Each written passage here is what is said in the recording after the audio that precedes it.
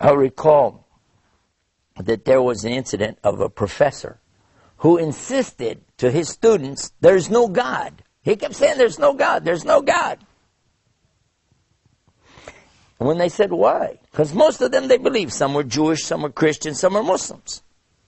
He said, if I don't see it, if I don't hear it, if I can't feel it, if I can't taste it, if I can't smell it, it doesn't exist. And if it doesn't exist, I don't believe in it. It's as simple as that. One of the students tried to argue with him about it. He was saying, well, God is something beyond that. You have to have faith. You have to believe. And he said, why? Why should I believe? How? The boy said, well, I don't know, but we just have to believe. He said, sit down. Another boy stood up and he said, listen, as Muslims, we believe, but we have proof at the same time. He said, proof? What proof do you have? He said, by knowing what God has done and what He's doing, we know He exists. He said, what? What are you talking about? He said, sir, can you see electricity? Well, no, but it still exists. Ah, true. Sir, he said, are you able to hear everything? He said, yes. He said, wait a minute. Aren't there sounds that some animals hear that we can't hear? Well, yes.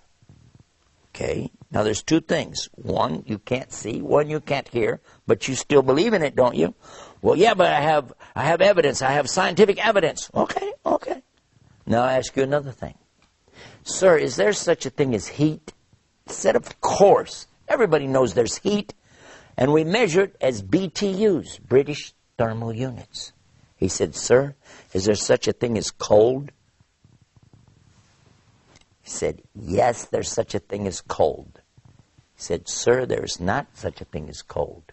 There is no cold. What? What are you talking about? I'm sure you'd like to know the answer to that too. So when we come back from the break, let's find out what the student meant when he said there's no such thing as cold, and then find out how that relates to the rationale of the human and how we can prove there's God. Right here on Beauties of Islam. Sit tight. We'll be right back. Islam is keeping up the pace.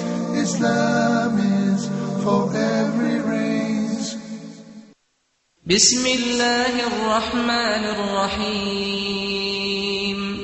ذلك الكتاب لا ريب فيه هدى للمتقين.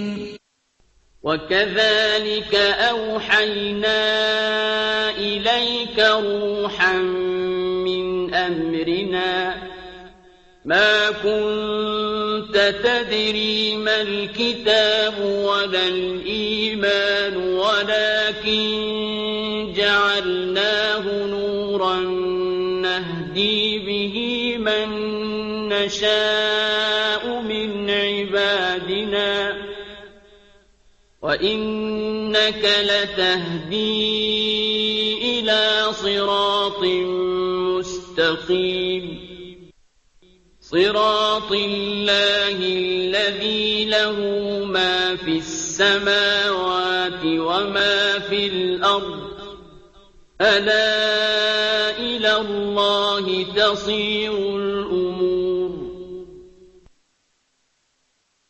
And thus we have revealed to you an inspiration of our command. You did not know what is the book or what is faith, but we have made it a light by which we guide whom we will of our servants. And indeed, O Muhammad, you guide to a straight path. The path of Allah, to whom belongs whatever is in the heavens and whatever is on the earth. Unquestionably, to Allah all matters do return.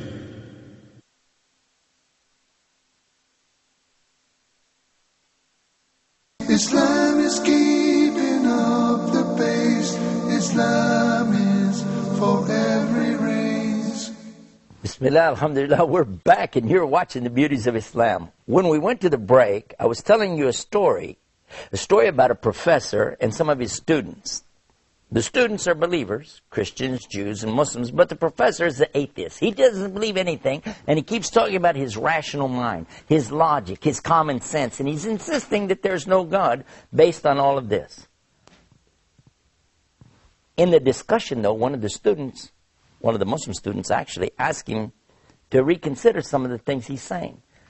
Because the professor says, if I don't hear it, I don't see it, I don't smell it, I don't taste it, I don't feel it, I don't imagine it, it doesn't exist. The student asked him, though, what about electricity? Do you see electricity? No. He said, but it exists. Well, yeah, you can see the effects of it. True. And what about sounds that animals hear that we don't hear? They're still there even though you don't hear them. Well, yeah. But then he asked him a question about heat. He said, yes, heat exists. We can feel heat. And he said, what about cold? He said, of course there's cold. He said, hold on. Actually, there's no such thing as cold. What? And that's when the professor started to get really crazy. He said, are you nuts? Of course there's cold. Don't you know what it is to be cold? You go outside and it's cold outside and you... He said, sir, that's a concept that we have of our feelings, of our skin temperature. But in fact, there's no such thing as cold. There is only the existence of heat. Because there's an absolute for cold, 452 degrees Kelvin. And below that, there isn't anything colder. That's absolute.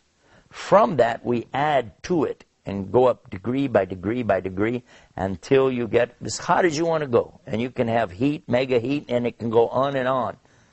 But there's no such thing as cold. Heat or the absence of heat. Professor doesn't say a word. Then the student said, sir, is there such a thing as light? He said, are you crazy? Of course there's light. Look around you. How do you see me right now if you don't know about light? He said, you're right, sir. There is light. Is there such a thing as darkness? He said, where are you going with this? Why are you wasting my time? Of course there's darkness. He said, no, there's not. What? If you turn off all the lights and the sun's not up, you're going to be in the dark, yes or no?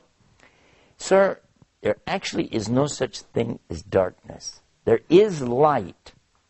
But when there is no light, we call it darkness. What? Sir, listen. You can bring light in all forms. You can have candlelight, light from a match, flashlight. You can have megawatts of light, big lights of all kinds. But when you have no light at all, you call it darkness, but in reality, it's still nothing more than what? Absence of light. The professor says, yes, but still I don't see your point. He said, okay, listen.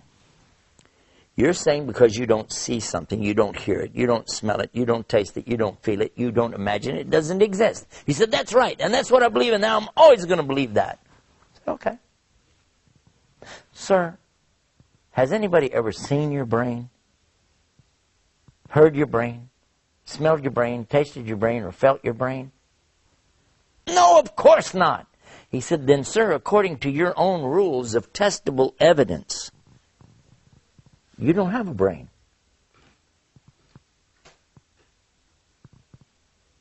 And this is what happens, you see, when a human being tries to take their logic too far. Because, in fact, it's only Allah who has all knowledge. And Allah gives us from that knowledge, and He takes away from that knowledge. When you're born, you start out zero, and Allah begins to give you knowledge. And if you thought that you're the product of generations upon generations of people learning by trial and error, that's totally and completely incorrect.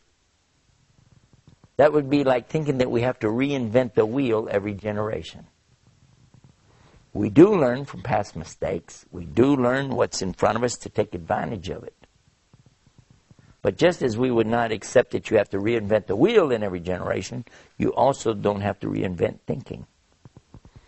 There's so much more about this subject. We've got a website all about this. And on the website, you can watch scientists, 9 different scientists who were exposed to the teachings of Islam. They understood the Quran and then applied these teachings to their own particular disciplines of science. And they each one concluded, just as the great philosophers of logic did centuries ago, there must be a God. And you can see those videos on our website at beautiesofislam.com. Until next